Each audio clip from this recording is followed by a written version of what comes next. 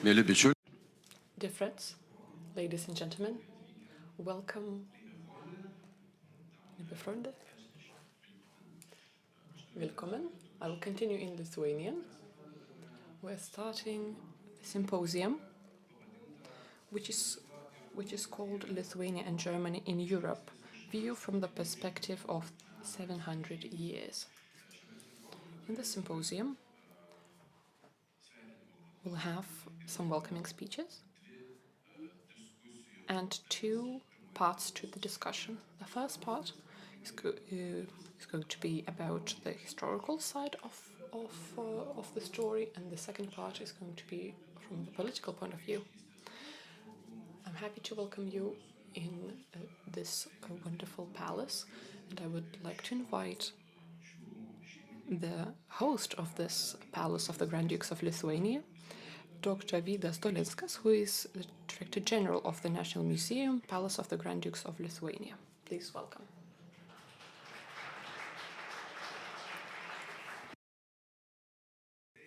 Thank you.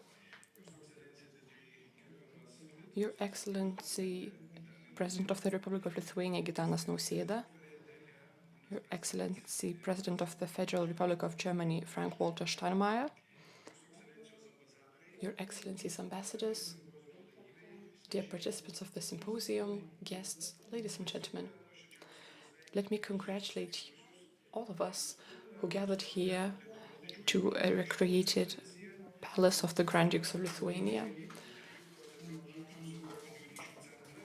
which was the center of the relationships starting from the 13th to the 17th century, where a lot of important historical events took place. It's a great honor and joy to welcome the symposium Lithuania and Germany in Europe, view from the perspective of 700 years.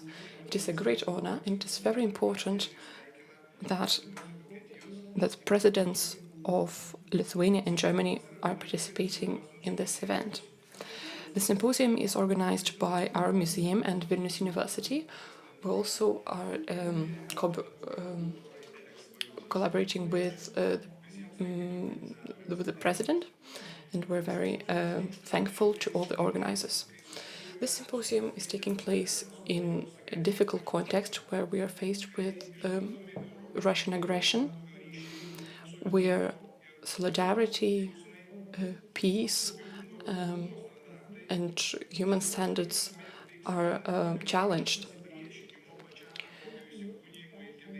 And we're also challenged to stand up against this aggression.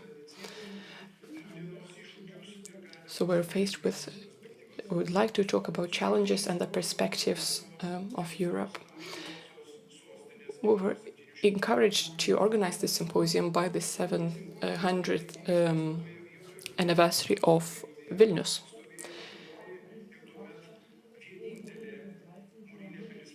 There was the only castle, brick castle, built here in Vilnius. But Gediminas, who was the Grand Duke of Lithuania but also called himself a king, he wrote letters to different citizens of Europe, particularly of Germany.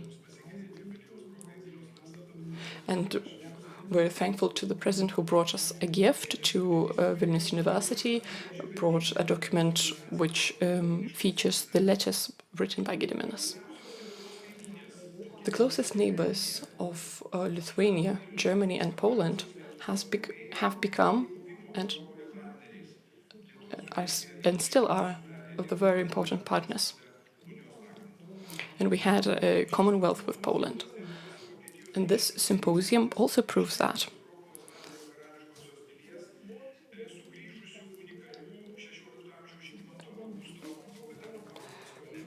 This event took place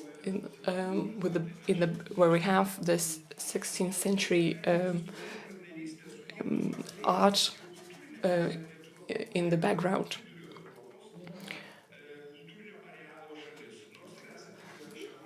Even though we're close to Eastern and Northern Europe, we're still in the center of Europe. And this place remembers the most important breaking points in European history, and it makes us think of our contemporary history. The vestige of the old brick castle was definitely built with the help of Livonian knights, and it also was influenced by the history in the Middle Ages and Germany at that period. And a lot of German craftsmen and artists worked here. Königsberg and Hanse towns were very important. Various pieces of jewelry also came from, for example, Augsburg. A lot of marriages were also made between Germany and Lithuania. The Duke of Prussia in this palace in 16th century was a very common guest and spent years in the palace. People at the time were concerned that Italians were taking over instead of Germans.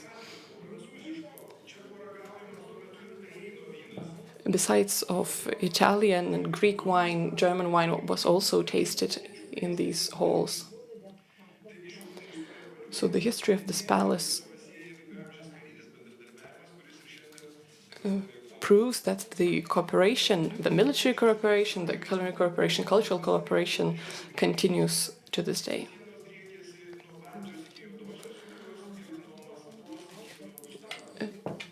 The territory of the Grand Duchy of Lithuania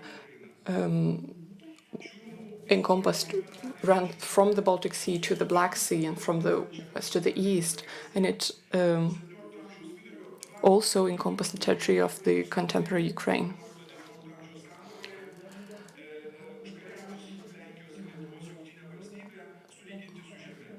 When the Lithuanian Polish Commonwealth was occupied, the symbols of the statehood of this country were destroyed, and the same is happening in Ukraine. So for hundreds of years, the same patterns repeat themselves. In the 19th century, when our country was taken over, many artistic pieces were stolen or violently destroyed. However, the story of this palace and of these pieces of art that you can see show that it is possible to fight against the aggressor. We only need to learn our historic lessons and unite in our efforts and help Ukraine, who is fighting heroically.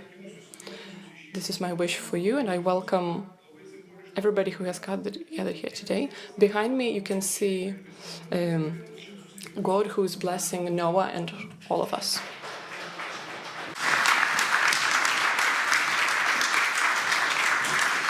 Dėkoju Valdovų rūmų generaliniam direktoriui, o dabar sveikinu. Thank you very much for your welcoming speech, and now I'm inviting His Excellency, the President of the Republic of Lithuania, Gitanas Nausėda, for his welcoming speech.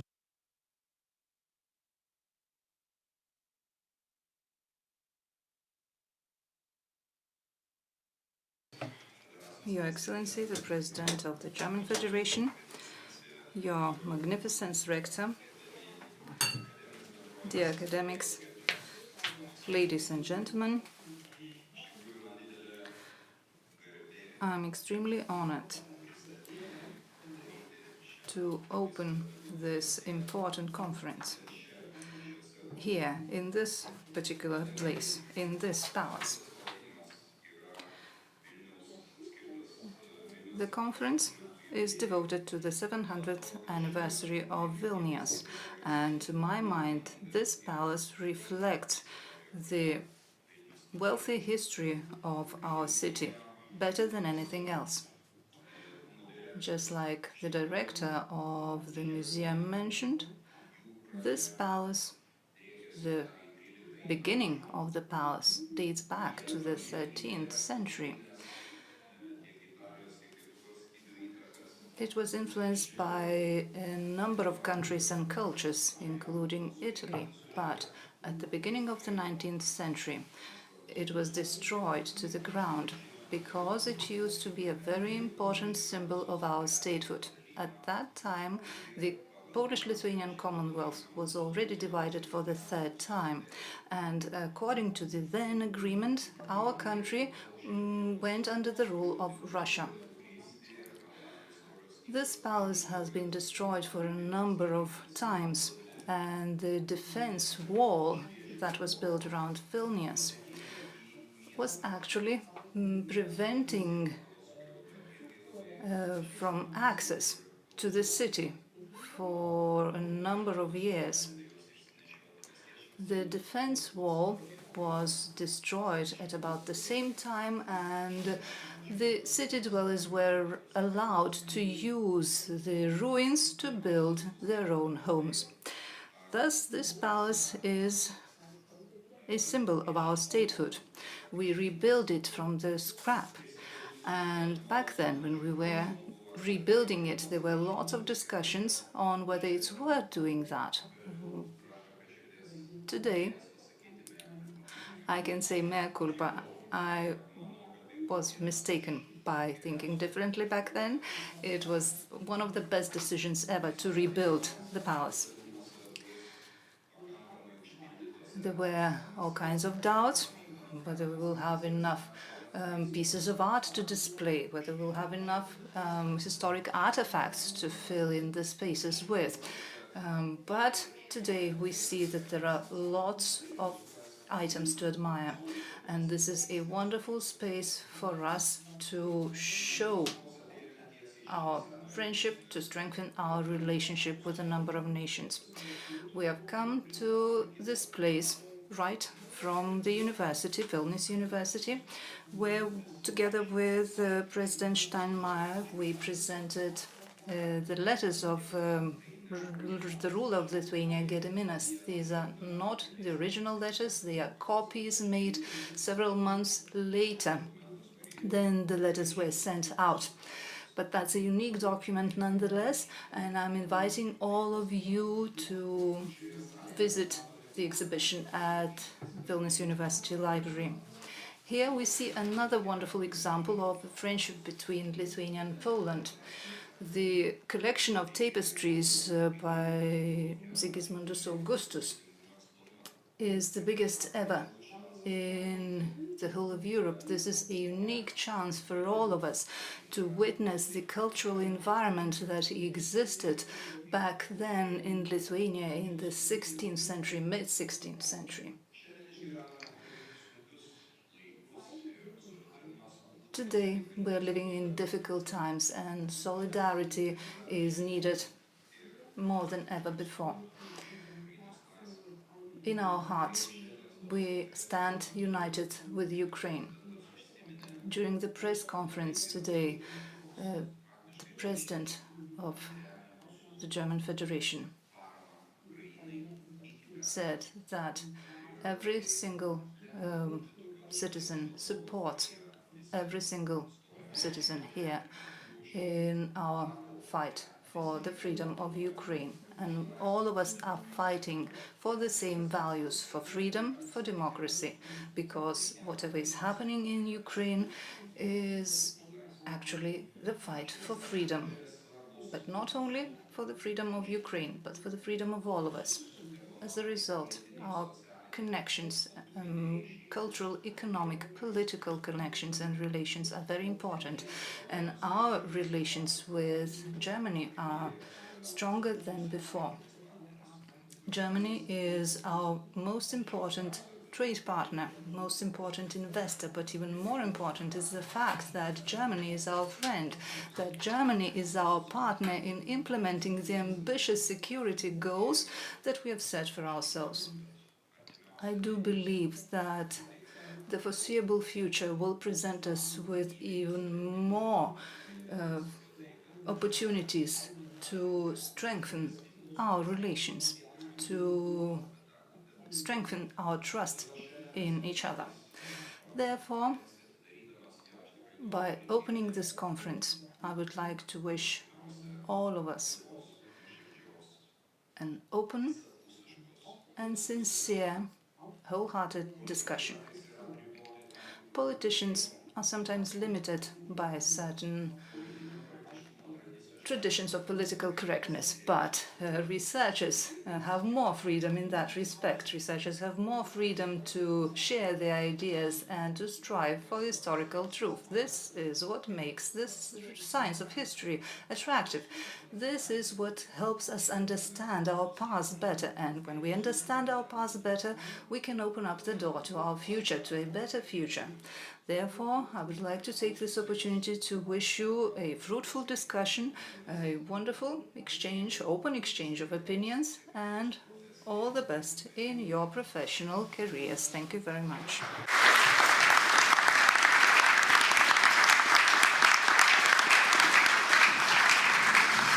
Dėkoju ekscelencijai Lietuvos Respublikos prezidentui, o dabar sveikinimo kalbai noriu pakviesti Vokietijos federacinės. Now I am inviting the President of the German Federation, Walter Steinmeier.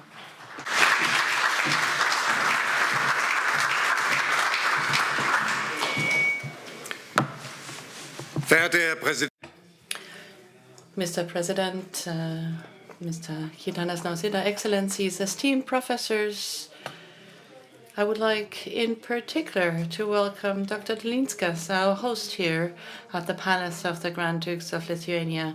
Honored guests, friends, I am very delighted to be here today, literally in the heart of Europe. At any rate, that is the claim made by French scientists who calculated over 30 years ago that the geographical center of Europe is only a few kilometers from here away. It goes without saying that there are other methods of calculations by other institutes which have established that its center is either in Poland, Czechia, Estonia, or indeed in Saxony in Germany. But the Lithuanians were so thrilled that they went and dedicated a sculpture park, the Europos Parkas, to this center. They saw this as a confirmation of what people here had always felt. Lithuania belongs right at the heart of the European fold. This feeling, this European identity, is as old as Lithuania itself. It is in evidence in the letters sent by the Lithuanian Grand Duke Kiriminas 700 years ago. I'm very delighted that these 3 letters will be on display from today at an exhibition at the University Library. A copy of these letters, a so-called transumt on parchment, was brought here to Vilnius from the Prussian Secret State Archives to this end. Back then, 700 years ago, these missives were sent to potentates, to councils and citizens, to merchants and craftsmen in Hanseatic and trading cities all over Europe, to Lübeck, Rostock, Stettin, Riga, Magdeburg, Cologne, and even as far afield as Rome. Kiriminas invited the recipients of these letters to come and settle in Vilnius. He promised them privileges as well as religious tolerance and diversity. Now, these letters were far more, I think, than an attempt to recruit foreign skilled workers.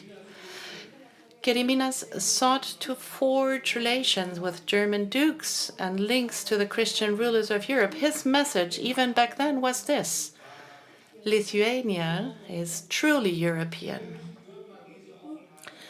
Nowhere else can this openness be so keenly felt as here in Vilnius, the Rome of the East, the Jerusalem of the North.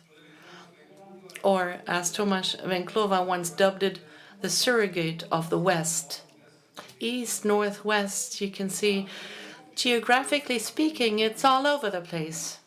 And I'm really glad not to be speaking to an audience of geographers today, Ladies and gentlemen, for over 700 years, different cultures and ethnicities have coexisted in Vilnius, mostly together, sometimes alongside each other, and this is important, only seldom against one another.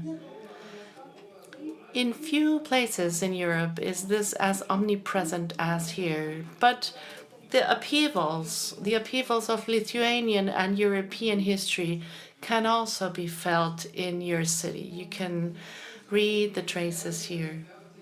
Before you, the experts, hold discussions about this checkered history of Lithuania in a moment, I would like to talk about the great constant of your country's history, the Lithuanian people's unquenchable thirst for freedom.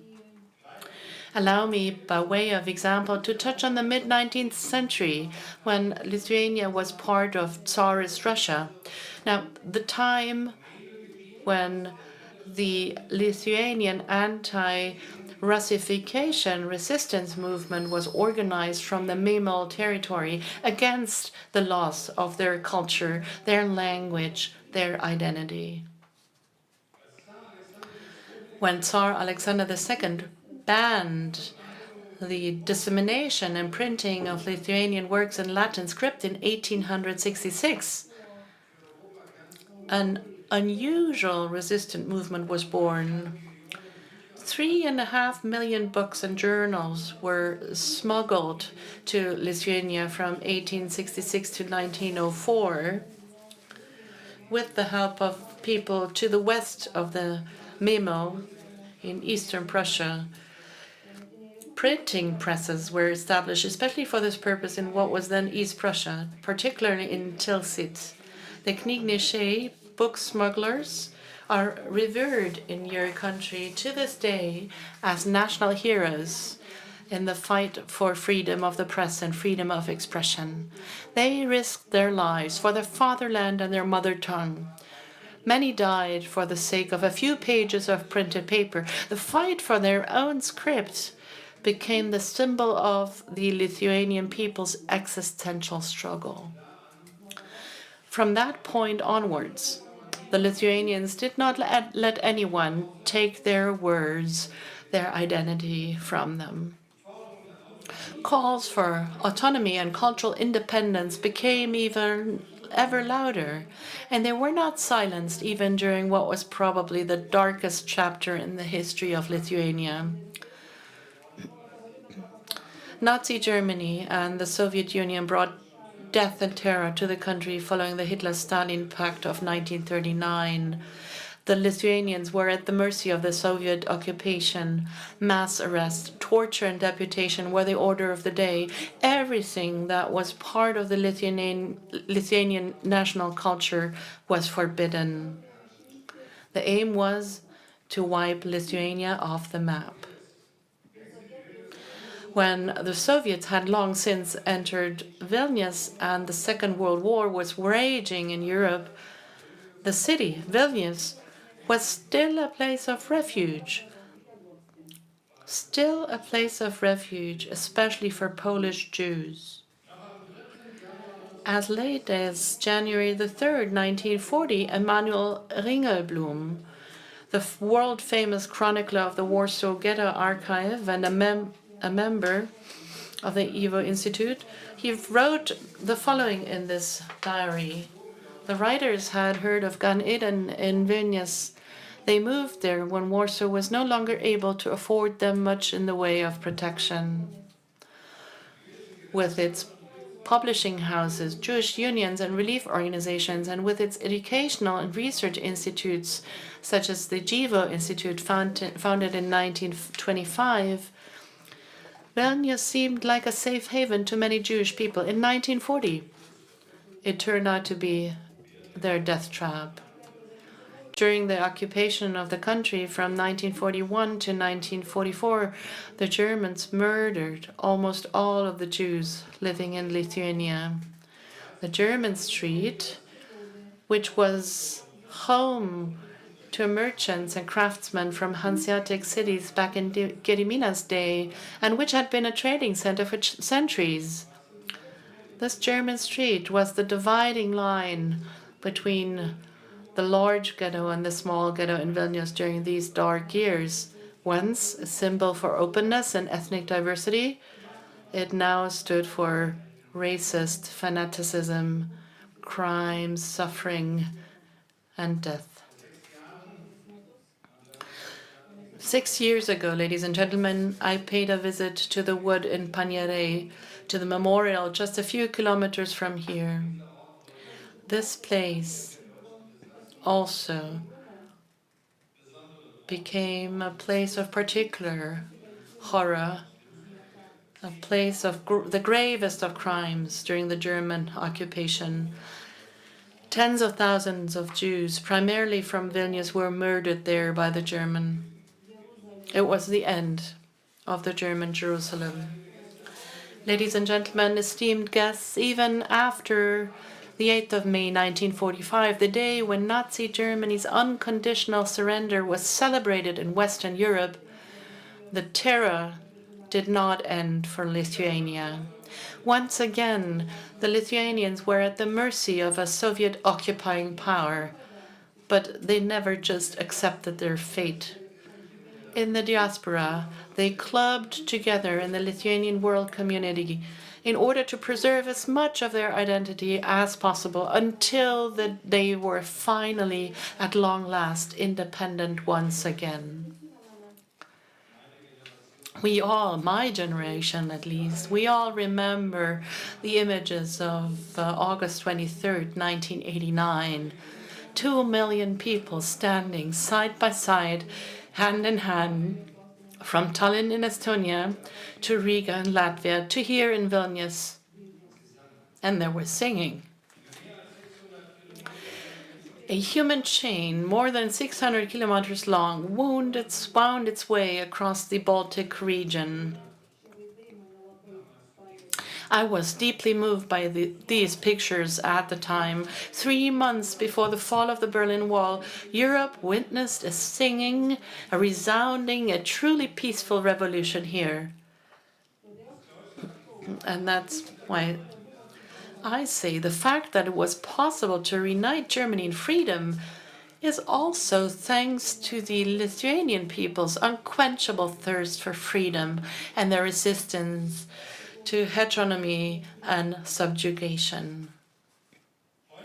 Today, ladies and gentlemen, Lithuania is finally free and has been integrated into the European Union as a free country. Its independence brought prosperity and progress. Today, Vilnius is a city of the future with a booming IT sector without parallel throughout Europe, a country where nothing is ever that far away, which is closing ranks ever more closely thanks to its well-developed infrastructure. All of Lithuania breathes a spirit of modernization. However, the values have remained unchanged: tolerance, openness, and first and foremost, the unquenchable thirst for freedom. Especially here in Vilnius, Thomas Venklova once wrote the following about his city, and I quote, "Cities may fall into disrepair, but they do not perish. No power has managed to bring Vilnius completely to its knees and destroy its aura." Ladies and gentlemen, despite all of these upheavals in its history, the Lithuanian people have held firm to one thing: their belief in Europe. When Lithuania, together with 9 other candidate countries, signed the accession treaty to join the European Union, Europe was not only expanded, but, if you will, fences were also mended, as it were, or I could say Europe was restored. Today, Lithuania is not only a member of the European Union, but is also an alliance partner in NATO. And so it is important to me to take this opportunity to clearly state once again that we stand by your side. Your security is also our security. Russia's brutal war of aggression against Ukraine has shaken all of Europe, not just the people in Lithuania and Germany, has shaken all of Europe to its core. It has also reawakened here the very worst memories, especially among the people here on NATO's eastern flank. Putin dreams of past greatness and wants to revert to the borders prior to 1989. The freedom and independence of non-Russian people in Eastern Europe is a historical mistake in Putin's mind's eye, one that he's seeking to correct with all his might. This is why he denies Ukraine's right to exist and why he wants to eradicate its stated and even the very notion of a separate Ukrainian identity. In doing so, Putin is deploying methods here that are so brutal that they call to mind our continent's darkest days. His troops are at large in Ukraine, plundering and murdering as they go. They are torturing and killing civilians, raping and kidnapping, as well as abducting children. This has been going on every single day for almost 66 weeks. Putin's goal is the subjugation of former Soviet territories. Here in Lithuania, you know what it means when freedom is at risk, when foreign rules puts your own identity at risk. And this is why Lithuania is offering Ukraine its particular support. Germany is also lending its support to Ukraine militarily, financially, and with humanitarian assistance. Together, we are helping the Ukrainians in their fight for freedom and independence. Never again should one country be allowed to determine the fate of another.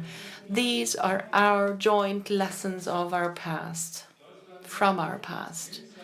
Germany accepts its responsibility within NATO and within Europe.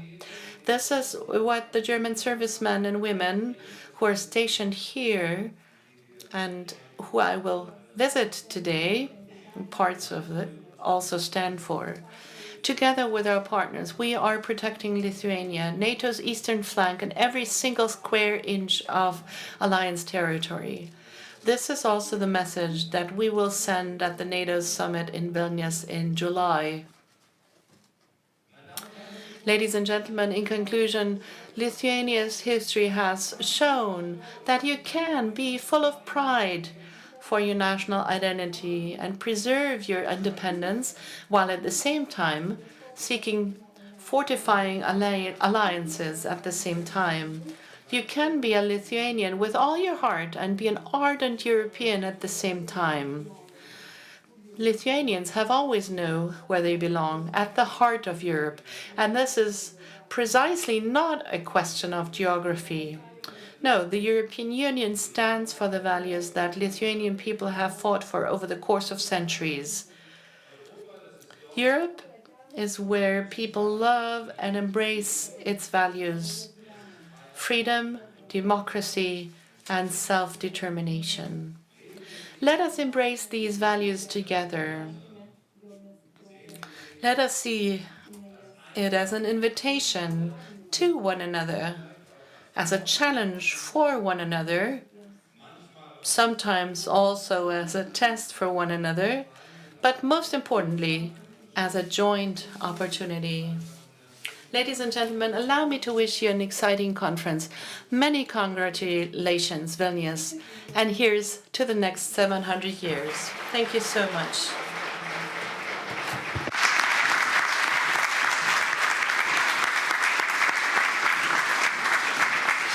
Dėkoju ekscelencijai Vokietijos federacinės. Thank you, Your Excellency, President of the Federal Republic of Germany. And now we will continue with our next part of the symposium. The symposium will have two parts. We will start with the historical part, and I'm now inviting two people to join me here on stage. Rector of Vilnius University, Professor Dr. VYDAS Withrowskas, and the Director of the Institute for the Culture and History of Germans in Northeast Europe, Dr. Professor Joachim Tauber. Please get ready. And now we would like to thank our presidents, their excellencies presidents, who are about to leave this room.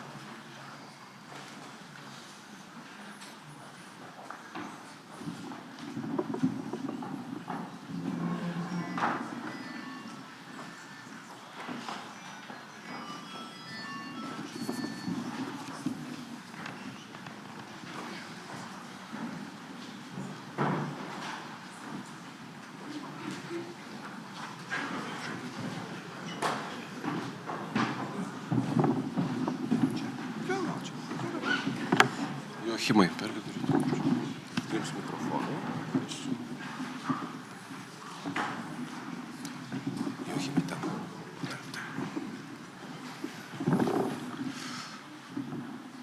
Taigi mes galime tęsti. We can continue our symposium, and this part is called 700 Years of Contribution to the European Cultural, Economic and Political Integration.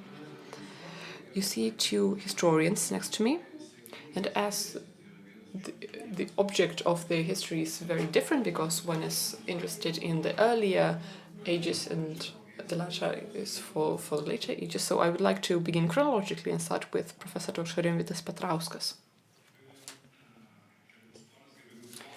Ladies and gentlemen, excellencies, ambassadors, colleagues, presidents told a lot of things about history. So, in a sense, our presentations will be comments for the thesis that we have just heard. Talking about the German-Lithuanian relations, Germans, due to their geographical locations, were the first Europeans that Lithuanians encounters.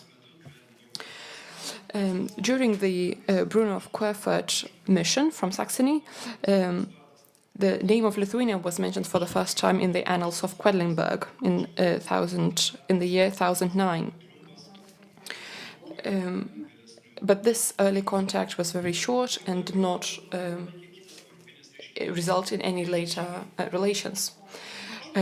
What influenced it much more were the Crusades. And the region by the Baltic Sea was the last pagan region. And the Teutonic Order, the monastic state of the Teutonic Knights, was one of the most important factors in Lithuanian history. These relationships were varied a lot in history. For example, thanks to the order, the first and the only Christian king of Lithuania was crowned in the 13th century. That was Mindaugas. The Teutonic Order organized crusades for about 100 years.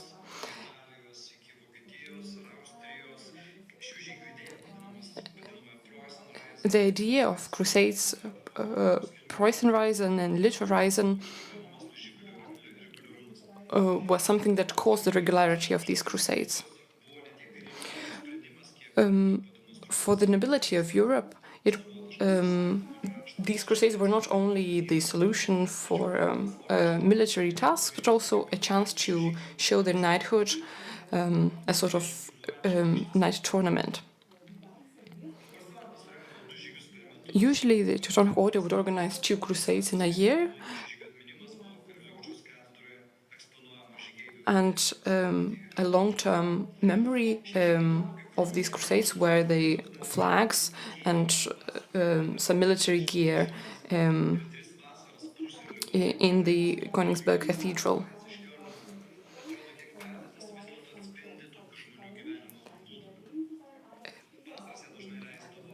In summers,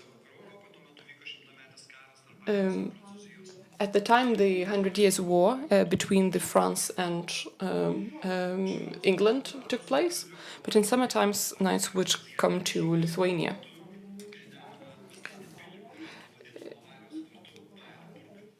Also, a castle was built called Baiberg next to Lithuania, so in a way filling the gap between the Germany and Lithuania. It was quite an attractive place for knights to come in the 14th century. It was a sort of nobility tourism, and so the order was able to organize more than 100 crusades into Lithuania. So everything started with military actions. However, as it often occurs, military connections do not necessarily interrupt with the peaceful connections as well. So Lithuanian dukes wanted to change the image of Lithuania, and the knights were looking for expansion in the east. So as it was mentioned before, a very important event took place in 1323, when Kiriminas wrote letters for the northern German towns. And their copies were presented today in the library of Vilnius University. And in these letters, a ruler of Lithuania presented the Lithuanian interpretation of conflict with the order, trying to prove that Lithuanians are that the knights are not fighting the right war. But also in these letters, he invited different parts of society to come to Lithuania. You have to remember that Lithuania was a very isolated country. It was the last pagan country in Europe. It was quite recently united. So Gediminas had to find a peaceful way to communicate with the Christian Europe. So it was really the first attempt to use diplomatic means to encourage the economic development of Lithuania. Maybe that time the address of Gediminas was not that effective. Compared to Scandinavia, Denmark, and also Poland, the Czech Republic, the Germans did not settle as much in Lithuania compared to these countries. However, in Vilnius, in Kaunas, in Polotsk, some politically important groups of Germans settled. The oldest churches in Vilnius and Kaunas, for example, the one of St. Nicholas and of St. Gertrude, were founded by German merchants. And also, we have a street that has this name, German Street, still up to this day. And the Daugava river trade route was one of the most important trade routes at the time. And also Hanul, a German-born Vilnian, was one of the most influential political advisors who helped Jogaila, a ruler of Lithuania, to negotiate for the crown of Poland. We also had Jus Teutonicum, or the German, the Teutonic law. Jogaila, the king of Poland at the time, and the Grand Duke of Lithuania, gained the Magdeburg, the law of the northern Germany, had some municipal rights that were following the Magdeburg rights. And there was quite a large German community in Vilnius, and German was one of the main communication tools, one of the main languages at the time. We can also mention another town, Skuodas, where privileges were announced in German. So this new legal system was integrated into the most important towns of the Grand Duchy of Lithuania. It also spread to Ruthenian towns, Grodno, Lutsk, and others. So this German European law of towns spread through the Grand Duchy of Lithuania.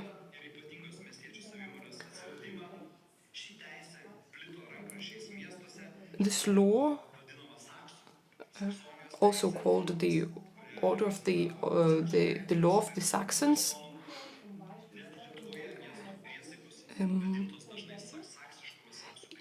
even the oaths were often called the oath of the Saxons. And the legal immunity was also grounded in the Saxon law. So this is one of the most important in the history.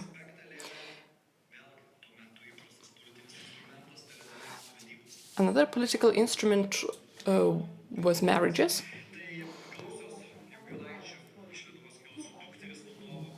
So there were a lot of daughters of Jagiellon dynasty, and they married German noblemen. So this dynasty marriages were also important for the relationship of Germany and Lithuania.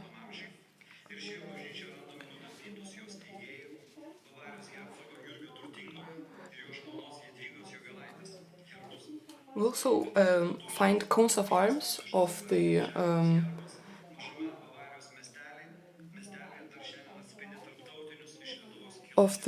noblemen of Bavaria, who married the daughter of Jagiellon dynasty.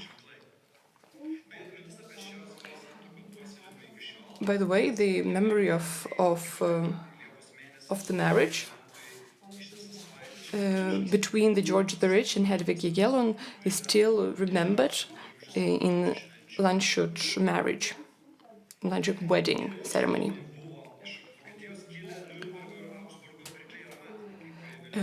Some craftsmen and merchants from Nuremberg and Augsburg were even more known. They worked in Vilnius from the late 15th century.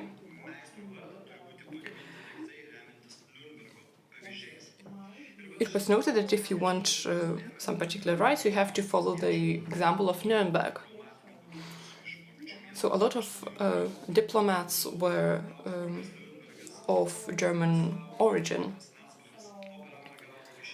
We can mention many different towns, from some Lübeck, Leipzig, Dresden, Obermergau, etc. In Livonia, a noble family, Tiesenhaus, settled, who were from Lower Saxony. The Tiesenhaus, who lived in Livonia and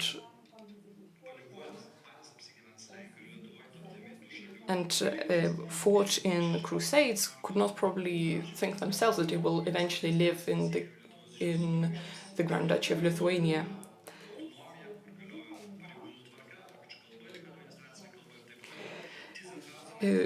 Livonia was autonomous. They had German language as their administrative language. At the time, the house of the Tiesenhaus had German names. They also wrote documents and letters in German. But quite quickly, their names changed, took Lithuanian names, for example, Steponas, Antanas, etc.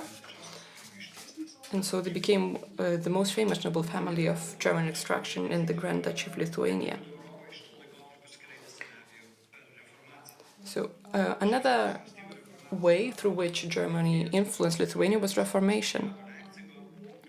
Abromas Kulvietis, for example, studied in Königsberg, so he might have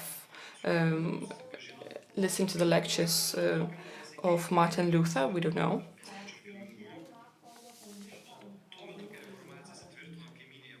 And once the Reformation integrated into Prussia, and a lot of people lived in Prussia and created Lithuania Minor or Prussian Lithuania. Lithuanian settlement was created there, and the first Lithuanian book was published in 1547 in Königsberg.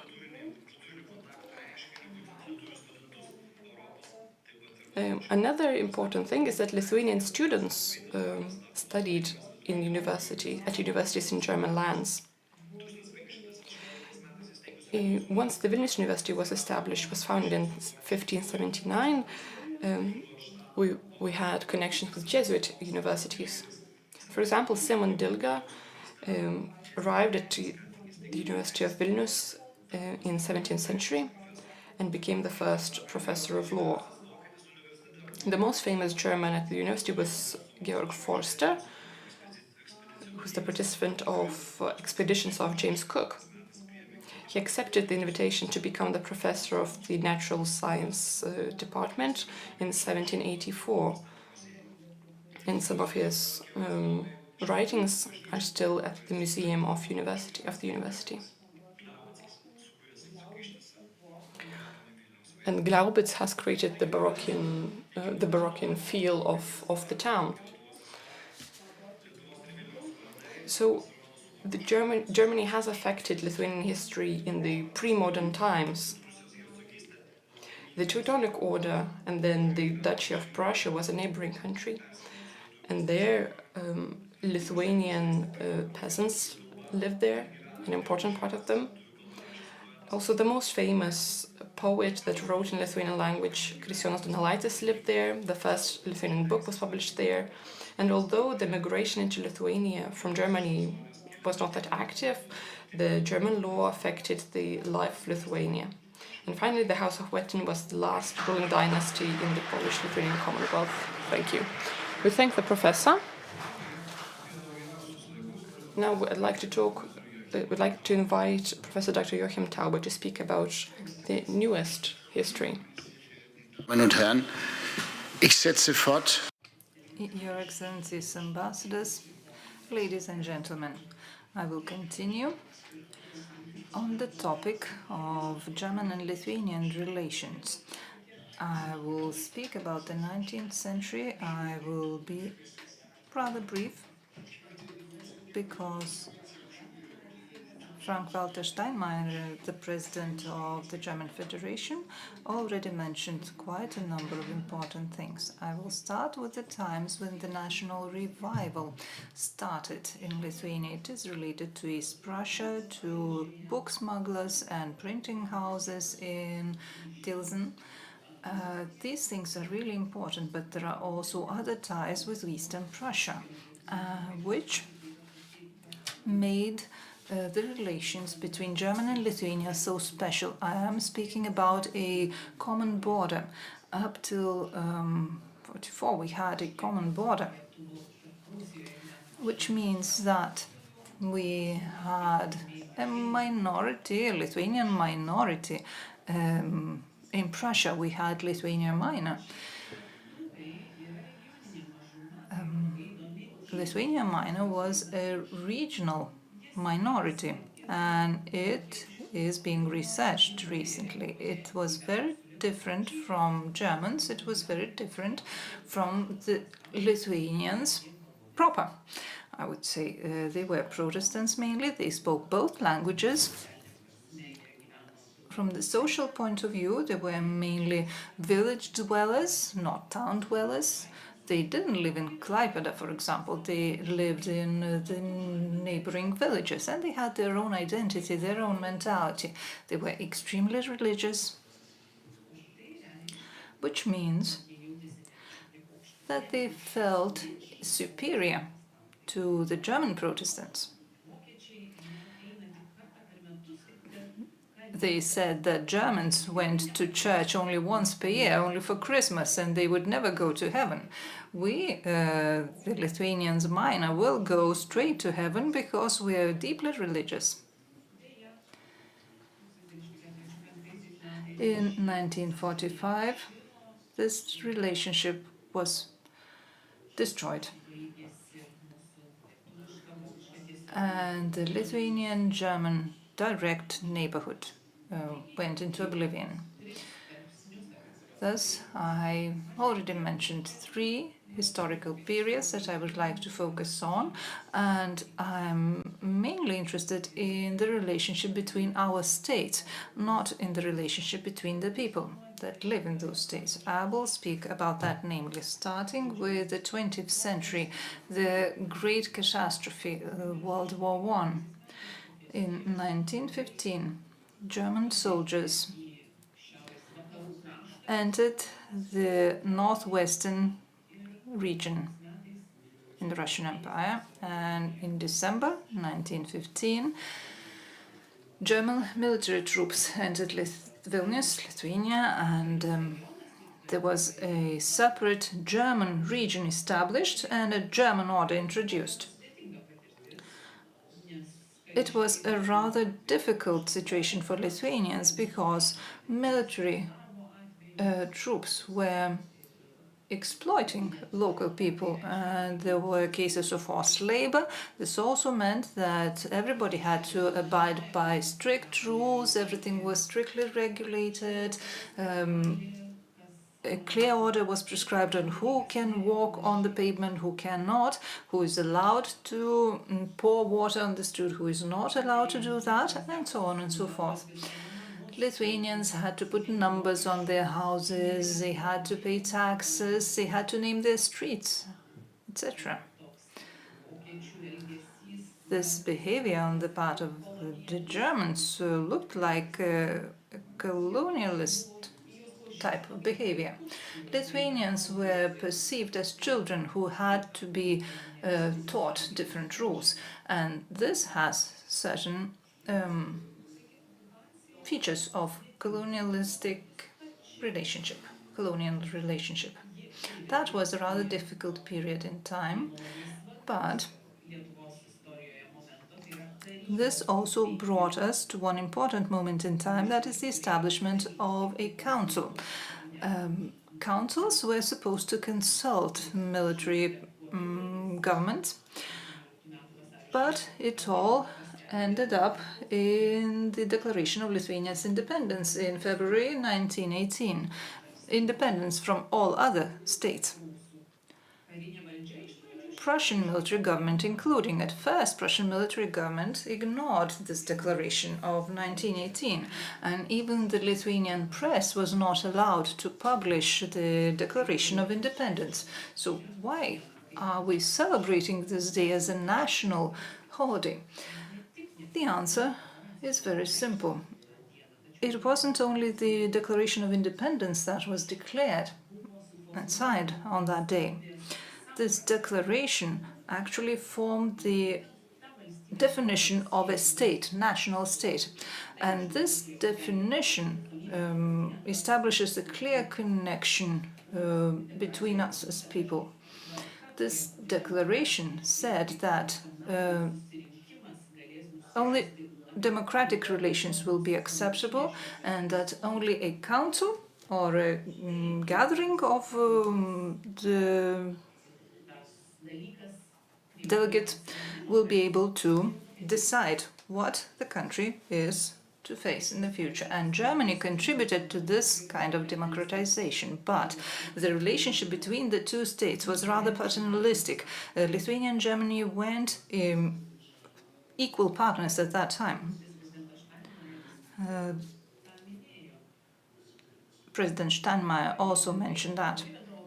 Certainly we can speak about the Molotov-Ribbentrop Pact or the Hitler-Stalin Pact, as it is referred to in the West.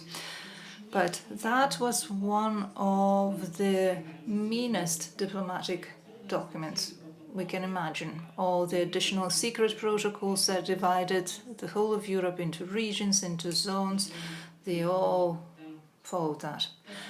And that was the moment when the dictatorships behaved to the meanest.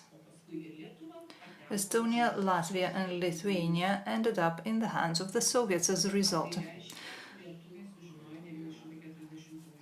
And Lithuanians faced that reality in June 1940 when Wehrmacht was entering France.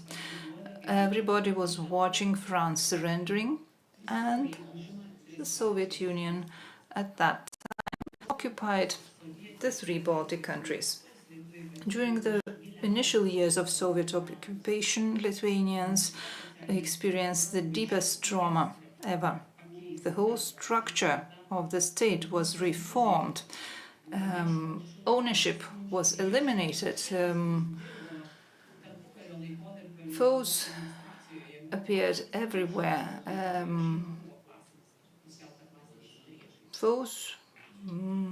People became foes just because they belonged to a different social class.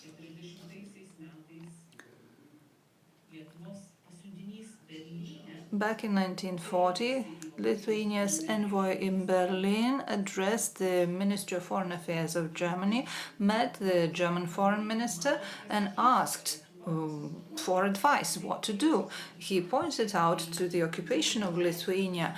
He pointed out that it was not a free will decision of the state and was asking for Reich to help. But the foreign secretary of Germany at that time said, "I have nothing to say, because our government will not take any measures in this particular case."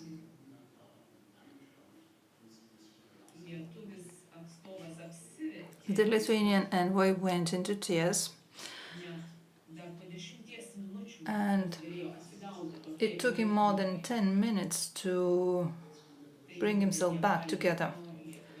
This is what historical evidence says. Thus, Germany left Lithuania to its own devices, and then a few months later, Wehrmacht attacked the Soviet Union.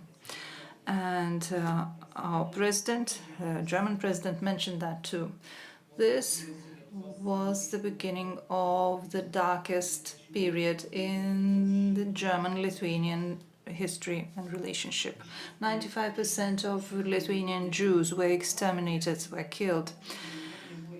Lithuanian Jews suffered the most out of all Jewish communities in Europe. The brutality was difficult to imagine. At first, Jews were simply killed, and then they were perishing in the ghettos. Lithuanian and Israeli historians have been researching this period in history ardently. They also looked into the smaller towns of Lithuania of the time. We do see that both Lithuanians and Germans have to shoulder the responsibility for what was happening.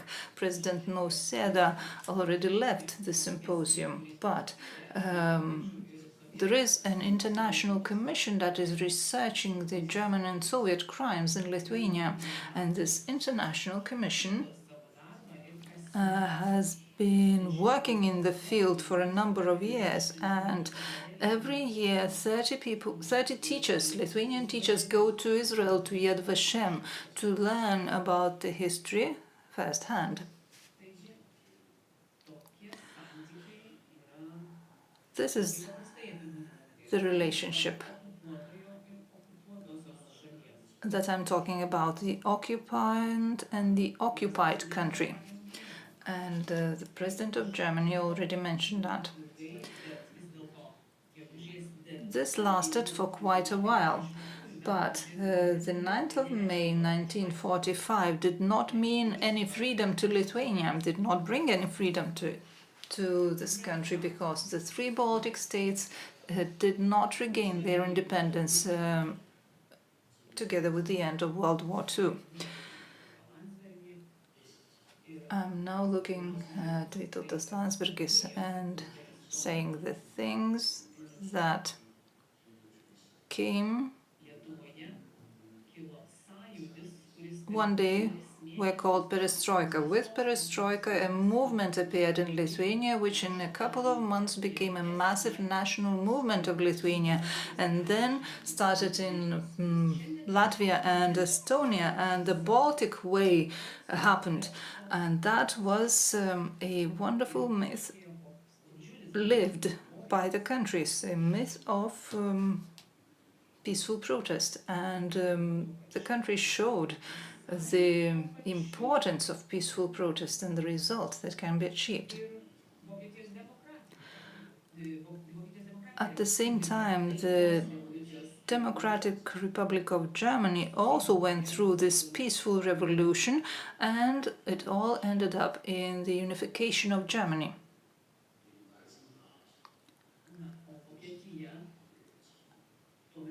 At that time, Germany also followed its path of freedom and did it in a fast pace, but Lithuania was offered not to hurry, was suggested not to hurry. At that time, the position of Germany wasn't clear. It was too tame. But after the 13th of January, there were certain contacts between the German government and the Soviets, and the German government said that enough is enough. This cannot last forever. Nonetheless, the Red Army wasn't punished for its deeds.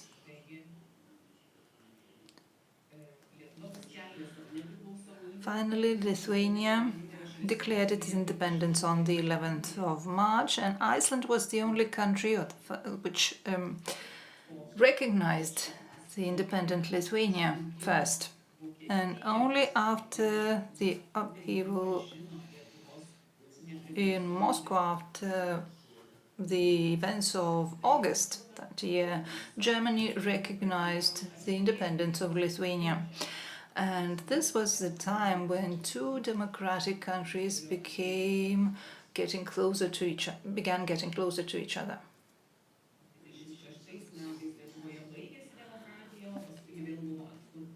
At first, the democracy ended, and then Lithuania became a democratic state again and started moving towards the European Union. Our road to Europe goes through the Brandenburg Gate. Germany supported the position of Lithuania ardently in the negotiations, and there were annual reports on the progress that Lithuania made year in, year out, and the negotiations were really successful, the pre-accession negotiations. And at that time, Lithuania went through a very difficult time, social crisis, economic crisis, but finally the moment was reached when it was possible for Lithuania to become a member of the European Union in 2004.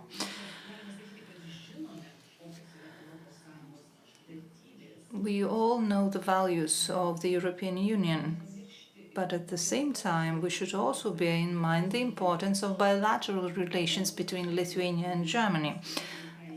Now, both Germany and Lithuania are fully fledged partners, equal partners on the European level, and this is the biggest achievement of the European Union as a whole, which means that not only economically strong countries have their say in Europe, small countries have their say in Europe as well. And that would be it for my short presentation on this difficult period in our relationship. Thank you very much. I thank the speakers. I'm fighting with a headphone because Mr. Joachim Tauer speaks Lithuanian perfectly, so he doesn't have this trouble. I have little time, unfortunately, but I have one provocative question for you as historians. We often talked about the center of Europe. What is your opinion of historians? Wouldn't it be useful if Lithuania didn't think about itself as the center of Europe, but if it thought of itself as the last at the border of Europe?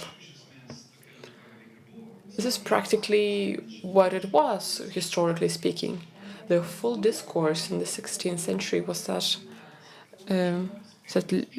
Lithuania and Poland were the land that borders the other nations, the end of Europe. And also there was a discourse where Poland and Lithuania wanted help from Europe to fight against enemies from the east. So this was part of the discourse. And I think if you take a look geographically at the map, we can see that the 30 kilometers off Vilnius, you see the end of the European Union. And there a country starts which is not part of the democratic Europe. So it's obvious that Lithuania is. It can be a European center only from a geographical standpoint, but from political standpoint, the center is probably closer to Germany. And in Lithuania, it is much more important. Probably the political scientists will continue this idea that we need to find a different relationship. In history, there weren't one Germany, there were different German lands. And Gediminas was looking for a relationship with German lands. And I think we can look for that constructive relationship at the moment. This is the reality today. Okay, how Joachim could add to that? Well, this is a difficult question. I think that when we talk about the center of Europe, I've just talked about it, entering the European Union, Poland, the Czech Republic, all the Eastern European countries are entering the European Union. So obviously the center of Europe transfers from the west closer to the east. So now we have a different kind of discussion, because the Eastern Europe has returned to Europe, and that is very important.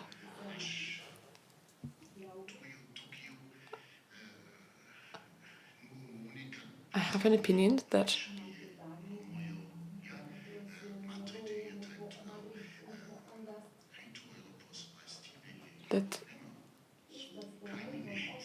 in the Eastern Europe there is a problem with neighbors.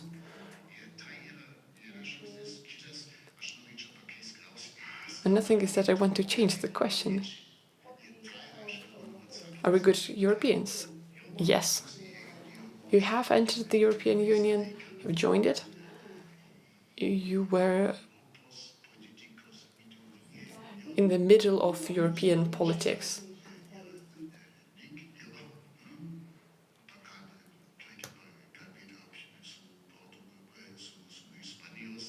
You have to talk with the Spanish, the Italians about these issues.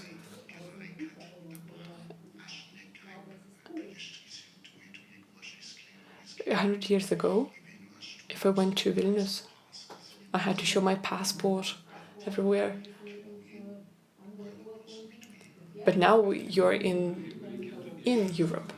Speaking from the historical point of view, Mr. VYDAS, what can Lithuania learn from Germany? One or two lessons, examples that could inspire us, examples from the German history. It's such a difficult question, it's such a long history. Maybe I could share some examples from the period that I'm interested in. So maybe this ability to create, again, we're speaking about relationships in the European context, about the municipal rights, but it's a European law. Okay, so the Germans were able to standardize it the most. So they were able to create it in a way that it could be expanded and into a full-fledged law. So they have an ability to integrate ideas and values. What could Germans learn from the Lithuanian history? What could be the examples that we could follow?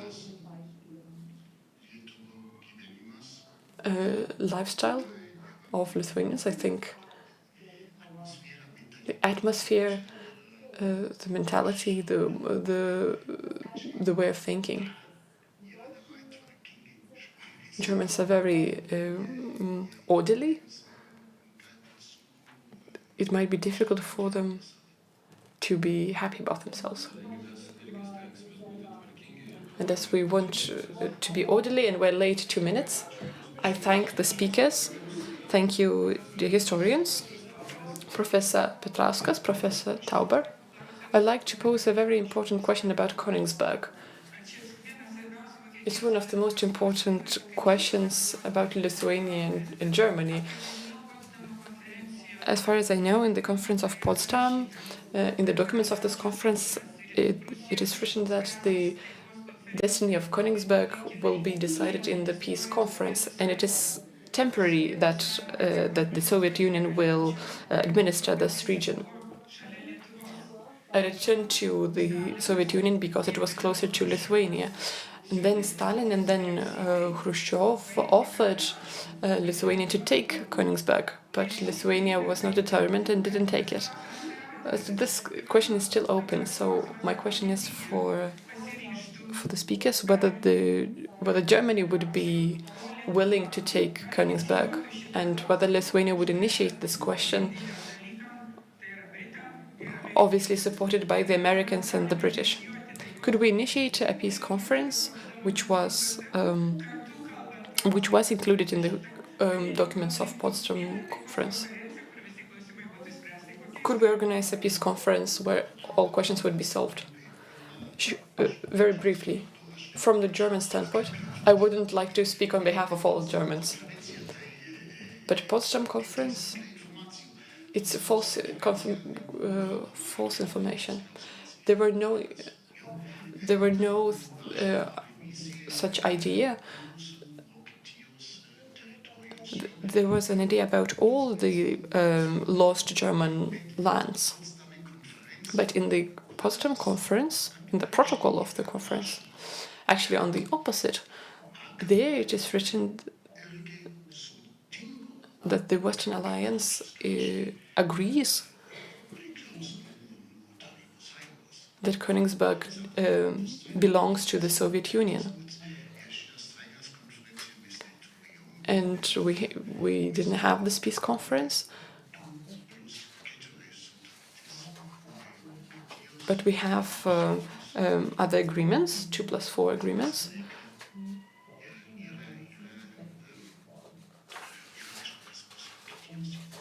where it is clearly defined what the borders of Germany are, which concerns the borders of the Western Poland, obviously. Thank you. And now I would like, yes, give a round of applause. Now I would like to invite the participants of the political scientists session. And hopefully we'll have some time for the Q&A from the audience. So now the topic is values and identity of European civilization in the current geopolitical context. And now you can see Professor Dr. Šarūnas Liekis, Dean of the Faculty of Political Science and Diplomacy at Vytautas Magnus University. And I would like to invite Dr. Kai Olaf Lang, who is Senior Fellow at the German Institute for International Security Affairs. We'll start probably again with some presentations, maybe slightly shorter. Who would like to start? Olaf, would you give us the honor?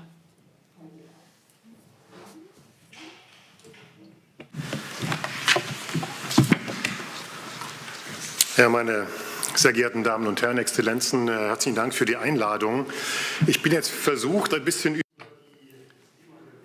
Ladies and gentlemen, Your Excellencies, thank you very much for the invitation to speak. I'm very tempted to speak about the geographic center of Europe, but I will leave this idea aside for a while because these words have some cultural and geopolitical importance. For example, the country between Germany and Lithuania, Poland, is being mentioned everywhere. For many of us in Germany, Poland is in the east, geographically, but from the geopolitical point of view, Poland, because of its membership of NATO and the EU, is in the west.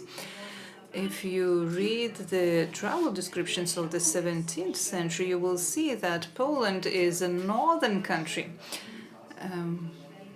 One philosopher has recently wrote that Poland is a southern country. It depends on the angle that you take.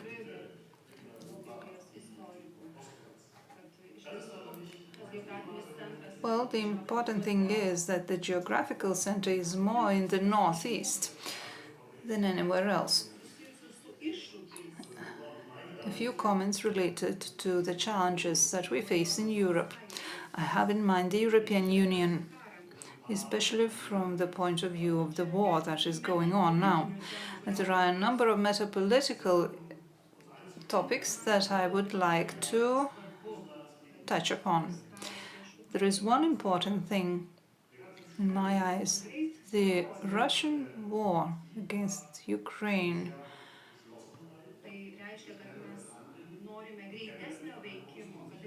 showed that we want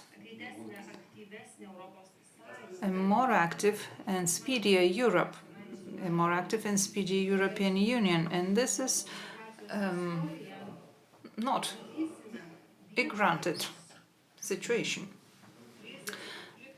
If we have a look at the history of Europe, we will see that crises and wars were external federators or catalysts that were promoting closer friendship. Over the recent 50 years of conflicts and crises, we also see that there is a potential to be divided. And as a result, we also need to ensure more cohesion in Europe to find the right balance.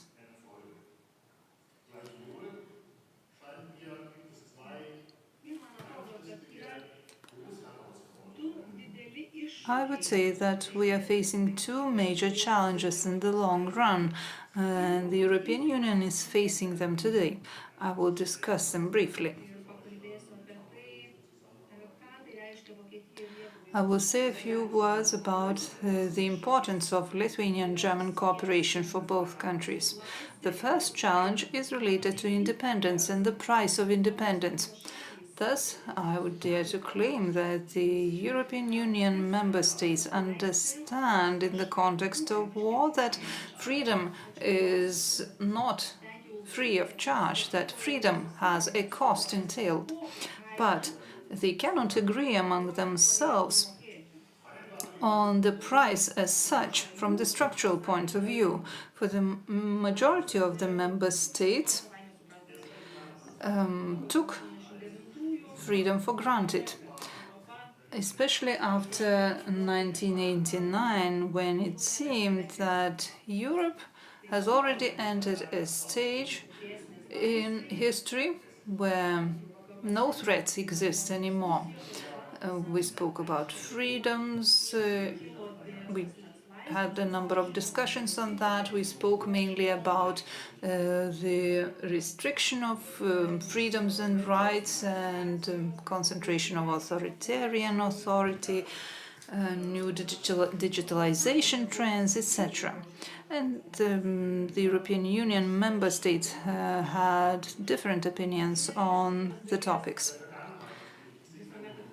The majority of the member states from the eastern part of the European Union kept drawing our attention to the threats stemming from Russia and continued emphasizing that we have to protect the collective freedom and the sovereignty of our states.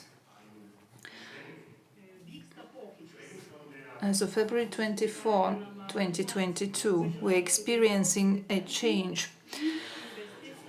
We are now focusing more on Zeitenwende, investment into security, and the breaking point of the epoch is here. I am of the opinion that the European Union keeps emphasizing the second condition for freedom, which is solidarity. For security and freedom, you need solidarity. We all know that without the support, humanitarian, military, and economic support to the Ukraine, the expansion of Russia would look very different. And the European Union is the leader in terms of solidarity beyond the borders of the European Union. One may say that the majority of the EU member states agree with Albert Camus, who said that freedom is not a privilege, but an obligation,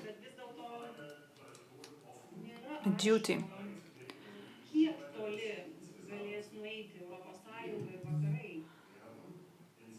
We do not know how far we will manage to go in that direction, but solidarity and security have their price.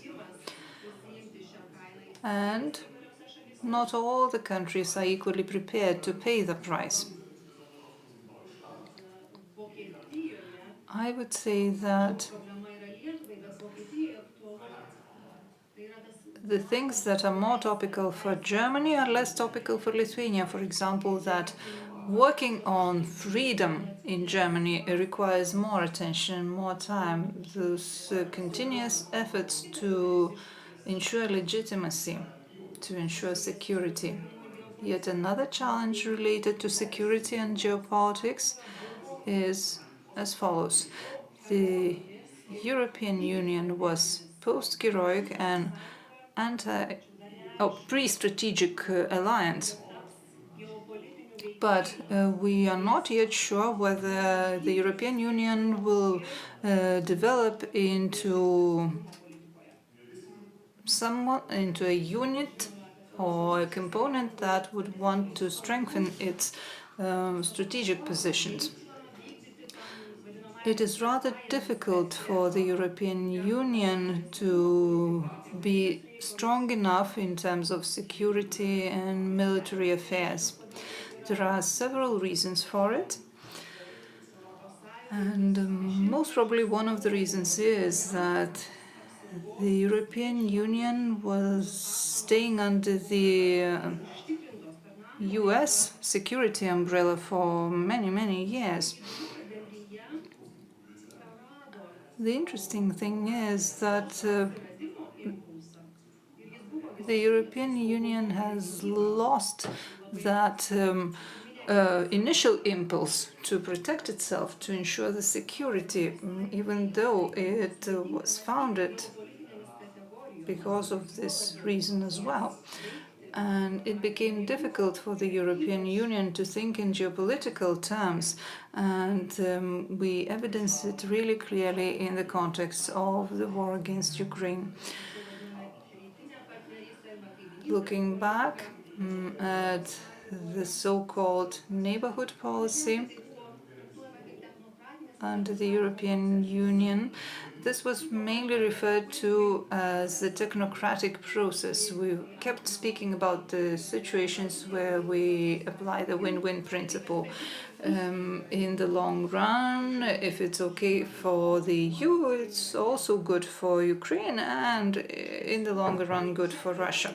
But this does not always ensure the win-win situation. There are also losers in that process. When the Orange Revolution started and the European Union had to take upon itself the geopolitical role, at first it didn't want to perform that role. And the president of the EU also emphasizes this geopolitical role, the importance of the geopolitical role now. Still, I think that from the European Zeitenwende point of view, from the point of view of financing the military support to Ukraine and the training of soldiers,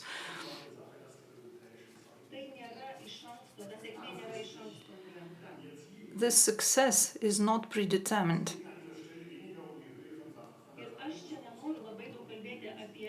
I do not want to expand on the expenditure or military expenditure or modernization of military gear, but I would say that it is much more important to keep speaking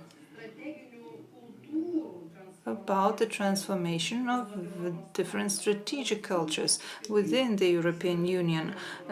I think that we are facing differences in terms of strategic cultures within the European Union, and there are some different models of fear which are rather difficult and complicated to transform. One of the problems was that the European Union and many of the member states, including Germany, kept living in Immanuel Kant's world. Even though the eternal peace couldn't exist, we still used to think that our foes would also admit our rules and everything will develop in the right direction in the long run. Thus, the Kant-like security culture woke up in the world of Tom Hobbes or Carl Schmitt. Woke up in the world where there is lots of competition, a lot of adversity, and fight for influence. What does that mean for Lithuania and Germany? I would say that both countries play an important role in Europe. Both Germany and Lithuania have one thing in common, that is a strategic understanding of solidarity.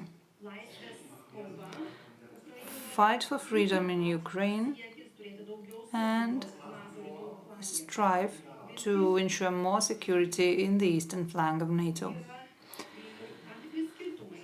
Yet there are differences that we both see, but despite the differences, it is still important to entrench that unity in the Western world and free Europe.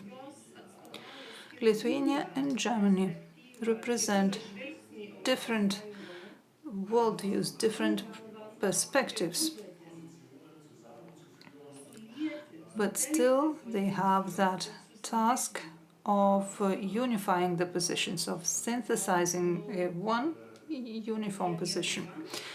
Thus, I think that both Lithuania and Germany should continue with the intensive defense policy, military cooperation, and they could even deepen this cooperation. It would even develop into Atlantic Security Partnership.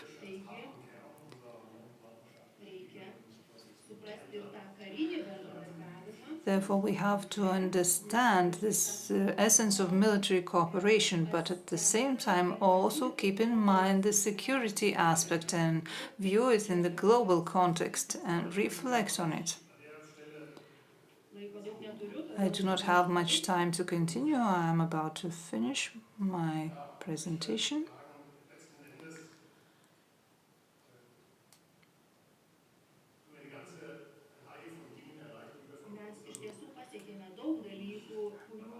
We have already achieved a lot. We didn't expect to achieve some of the things before. The previous German President Gustav Heinemann once said that peace is a serious matter. Most probably Heinemann was influenced by the politics of peace. He wasn't a supporter of the deterrence policy. But this sentence, this saying that peace is a serious matter, now looks really different and sounds really different in the current Germany. in the current European Union. It should also sound as an invitation to leave the comfort zone in the face of military conflicts and to continue working ardently towards peace. And I'm sure that Lithuanians can help us in that respect. Thank you. Professor Kai-Olaf Lang. I thank the Professor Kai-Olaf Lang, and now I would like to invite Professor Šarūnas Liekis and a short presentation by Liekis. Dear colleagues, thank you for inviting me. I'd like to begin with response to some comments that we heard in this session 1 and some terminological differences, where we talked about the right war in the Kiriminas times, and now we're using this term as well. When we talked about specific moral wars. And even though the world has changed a lot, there we see some similarities, and we take a look back and we try to evaluate where we are at the moment. European security situation related to the war, the Russian war against Ukraine, shows us that the European Union cannot guarantee security to us, Lithuanians specifically, and to Europeans in general. If anybody thought of attacking Lithuania, Germany, or any other country, the EU mechanisms would not help us much. On the other hand, we tend to think that the myth of creating European Union, that integration creates peace, brings peace, and can ensure stability, is still alive. However, the myth that we're creating, that the EU unites nations in Europe and the whole continent, this myth rejects the geopolitical role of the EU. In other words, the EU doesn't see itself as a geopolitical agent, a geopolitical actor. It wasn't this way all the time. European countries in the West, at first, at the beginnings of the European Union, played this geopolitical role. They had this hard power as well. After the Cold War, this role lessened. I don't really want to quote much because where it was said that the EU doesn't rule itself by power, and so we're headed towards this rosy future. However, on the other hand, we can see that the European Union internalized the power interests of the US. And in the year 2018, 2019, we saw that there are plenty of obstacles for globalization. We see the US-China relationships, partly the EU, the US relationships, tariffs, sanctions, for different geopolitical actors. These events was the first bell, if you'd like to call it, that the vision of the world, the international institutions embrace, this value-based global system was challenged. So this didn't happen. Different authors give different dates to these alarms. For some people, the first alarm was 2018, for some 2019, for some earlier, 2014, for example. The events in Ukraine the Russian aggression against Ukraine in 2014, the contemporary war. So what that means, what that implies is not only a regionalization,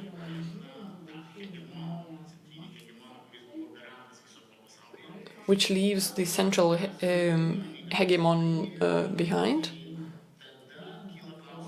And so we have this question about our thinking categories, our conceptualization.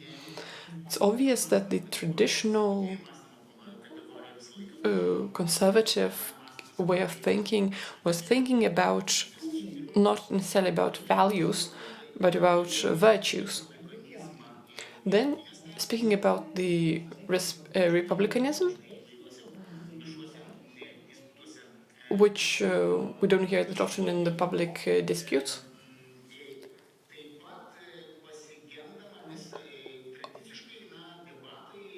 Traditionally, from the Roman Empire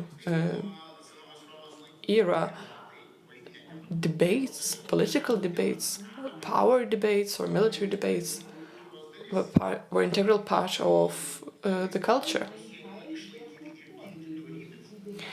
And this was the way to defend virtues, so that we wouldn't fall off the track into something that is not right, something that is not virtuous. And the power was something that defended, that realpolitik was something that defended the morality and protected it. So in the contemporary societies, we don't see that very often. So this makes our situation different from something that we've seen throughout history. So whether we want it or not, we return to the situation where realpolitik, the German term, returns. So we have a question whether Europe, as a continent or as the EU, can create a large strategy with which it can compete, because we have the large strategists, China, Russia, the US, which have their big strategies, and a speaker before me spoke that this is a difficult thing. Europeans didn't have to bother about their external security for a long time. And European countries saw themselves as service providers, and they didn't develop defensive functions that much. So when the national countries don't have their strategies, could we create a common EU strategy?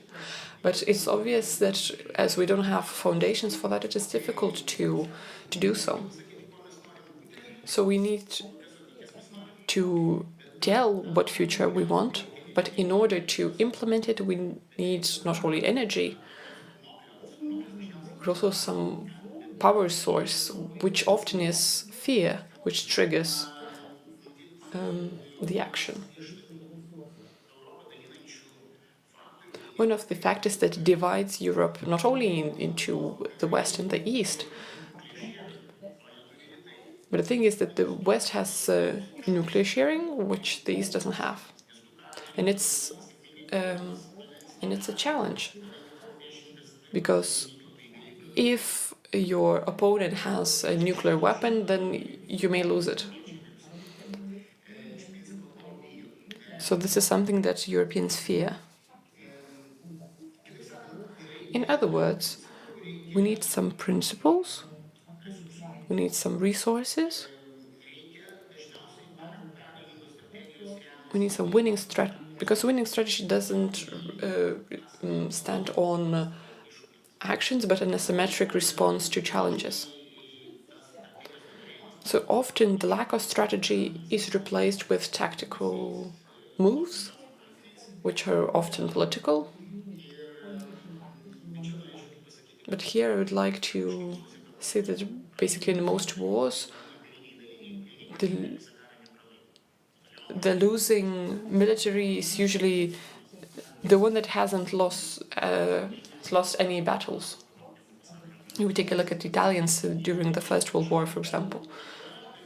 In every military you can find some divisions that haven't lost any battles, but these were only tactical battles, and strategically they lost.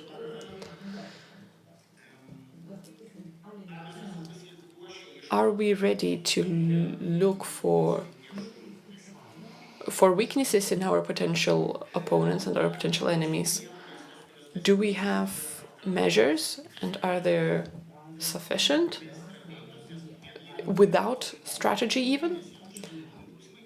These are difficult questions, as my colleague mentioned, but buying military equipment without strategy is fruitless.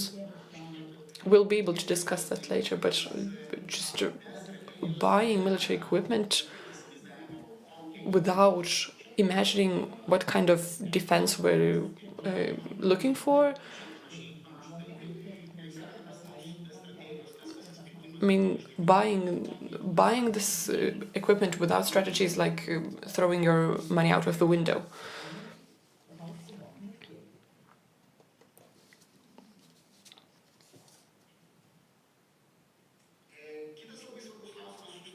Another important question related to having or lacking a strategy. Why in the context of the Russian war against Ukraine, NATO deterrence was not effective? Why didn't it work?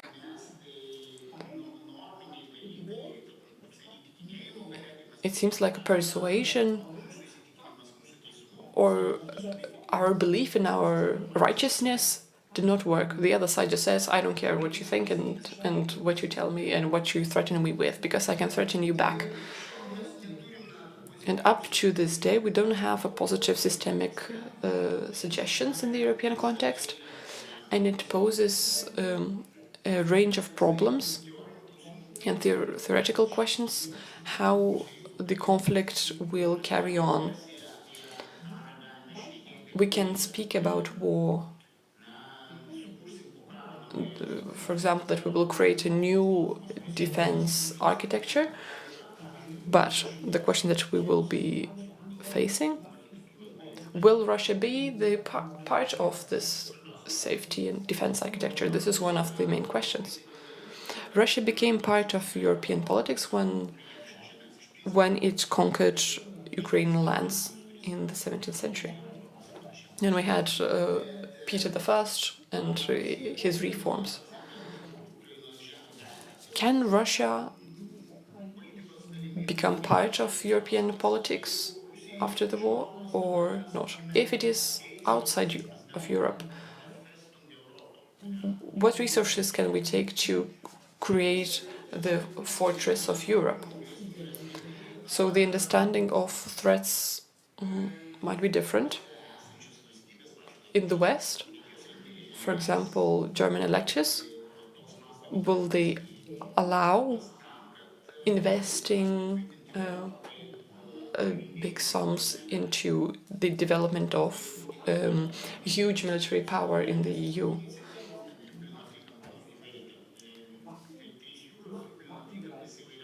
There are different other possibilities. Maybe Poland will initiate some programs in the East.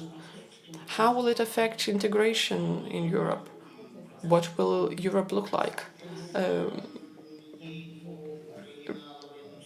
What will happen if Ukraine loses its powers and will not be able to be this buffer against Russia? These are difficult questions, and without a common strategy, a common European interest and understanding, it will be very difficult to solve those issues. I would like to leave some time for discussion, so I'll stop here. Thank you for attention.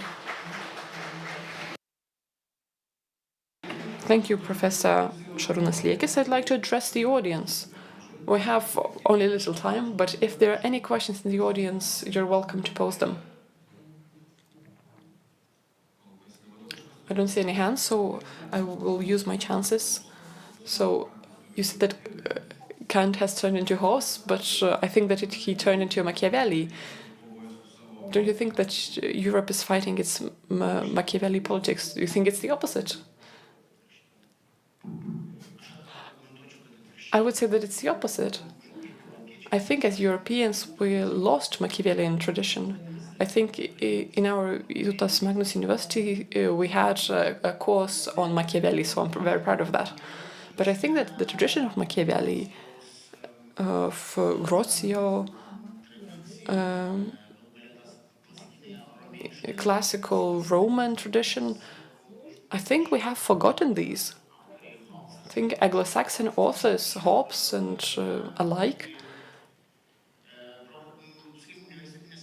even at the university programs, students of political science are taught what was happening in the US or in the UK, but they don't really know the European tradition, which is partly the German tradition. So there's much less attention given to that. I think we're discovering Machiavelli, but in the positive sense. I would also like to pose this question to Kai Olaf Lange.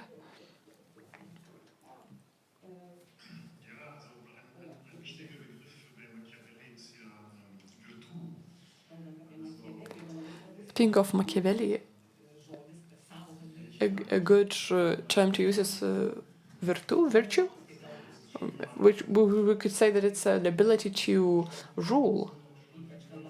It's a very important topic speaking about Germany. Is Germany willing to rule, to lead?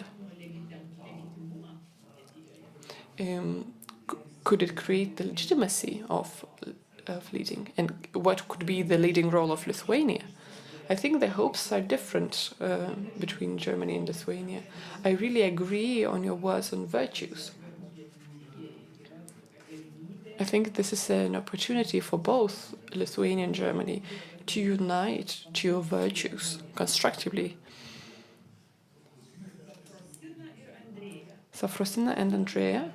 Safrosina is reflecting, and Andrea is courage. So these two ideas dominate in our two countries. Lithuanians criticize Germany that it's very slow, doubting, whereas Germany is criticizing Lithuania that it's slightly too courageous, one would say. So we need to find some contact points. Unfortunately, we don't find those sometimes with Poland because we have some ideological differences. Another thing we need to think about fear. Fear can be a resource. It can be a driving force. Only if the fear is the same for all of us. I think that in Europe we have different fears. If we take a look at Germany and in Poland, and maybe this could be applied to Lithuania too. Germany fears ecological problems, the global warming, or atomic catastrophe in Japan.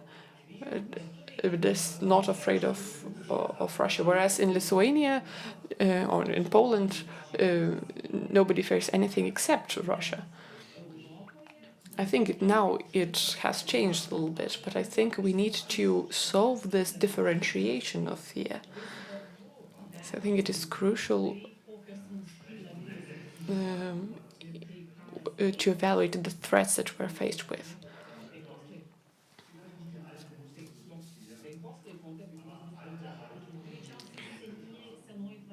And I think that the old order will not return after the war is over.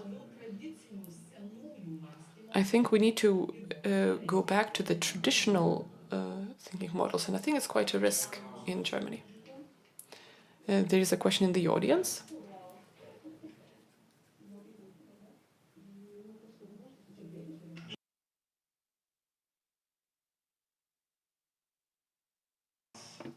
I speak fully Lithuanian. I have a question for Kai Olaf Lang, but also for Šarūnas Liekis, if you'd like to join in.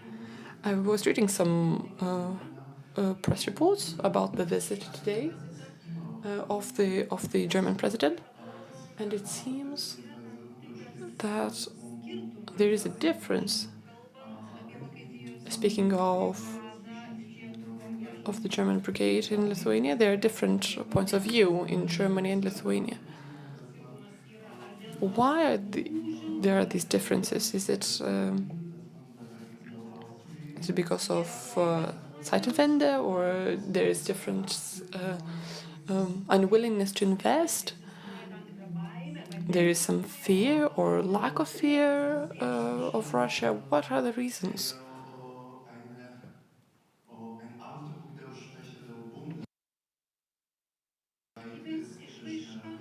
Maybe it's a weakness of Bundeswehr.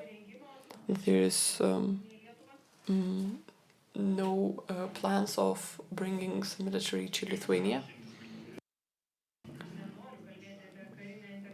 I cannot speak of military integration, and I don't want to. But on the one hand, it might be related to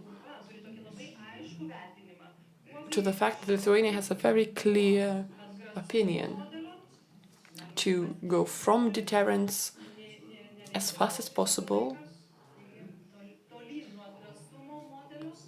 So let's put this aside. Whereas from the point of view of Germany, the point of view is more realistic. We have an obligation which must be realistic and implementable. And in Germany, we think that we need a flexible model, 14-day period, in which, depending on the situation, the troops would be sent over with the NATO troops. We found a model that is effective, whereas all else must be negotiated following the NATO rules. I think it is important to look practically at things. And it shouldn't prevent us from seeing the bilateral obligation is a big step forward. For internal politics, this step would have been unimaginable just some time ago.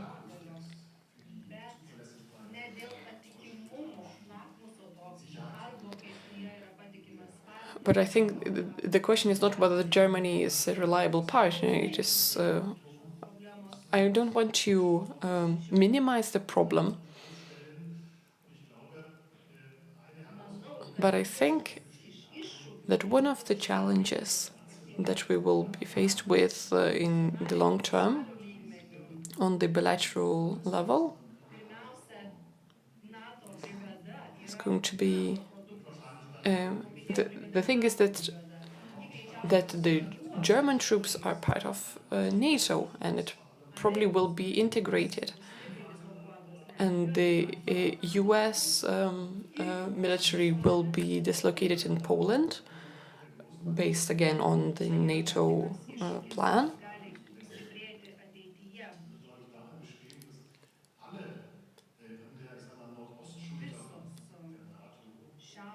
All northern and eastern countries, Poland, Germany, the US, the UK,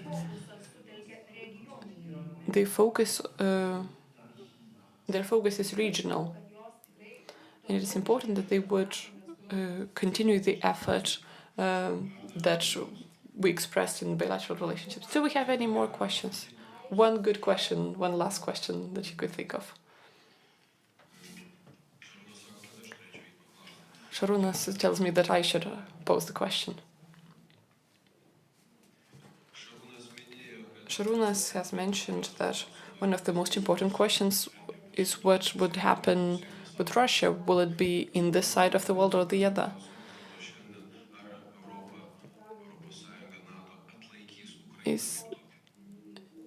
Will the EU and the US withstand Ukraine as it is? We don't know the future. There are many scenarios possible. We need to understand that based on the World Bank, if the war ended this year, Ukraine would take up to 2033, the year 2033, before it recreates its potential. Unfortunately, Russia will probably stay revisionistic, and Ukraine has to put effort, and us too, invest in defense. And it is a question how much we should invest. Could Ukraine be similar to Israel? Will that Ukraine be able to invest about 20-30 billion euros a year into its defense? And if it wouldn't be able, then who would help it? So this is again something that we've talked about. What place will Ukraine take in the strategy of Europe? How will that Russian threat be present in the European life? Should we all take arms and invest in defense as much as possible, regardless of the end of the war?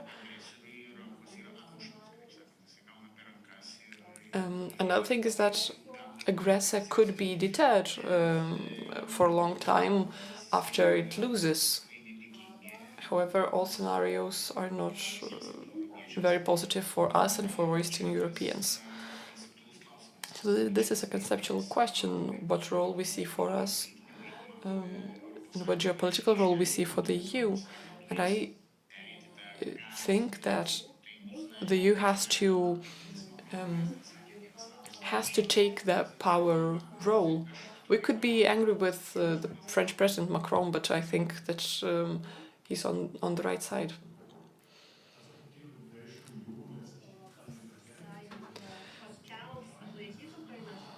Will the EU withstand Ukraine? This is the EU member states have to decide that. They have to decide that we need to transform the EU to accept Ukraine. I see another risk. We talk about institutional reforms, and we focus on them. The discourse is focused on that. The question whether Ukraine can be accepted into the EU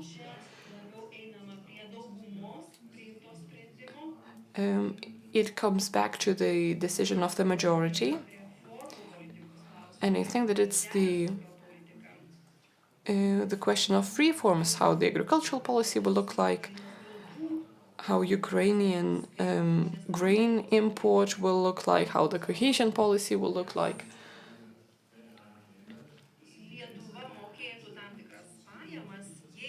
Lithuania would pay something if Ukraine would join the EU, and some geographical center would turn even more into the east if Ukraine was accepted.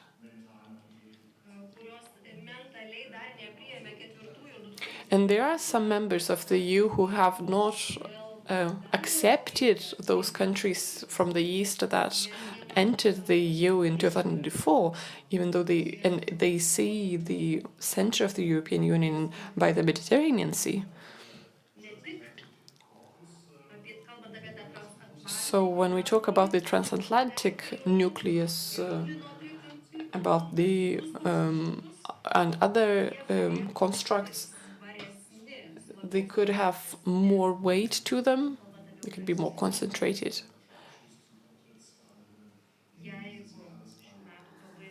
If at the end of this year Ukraine would be given the opportunity to join the EU, what I see is that the EU overlooked the myth of EU creation in 2004.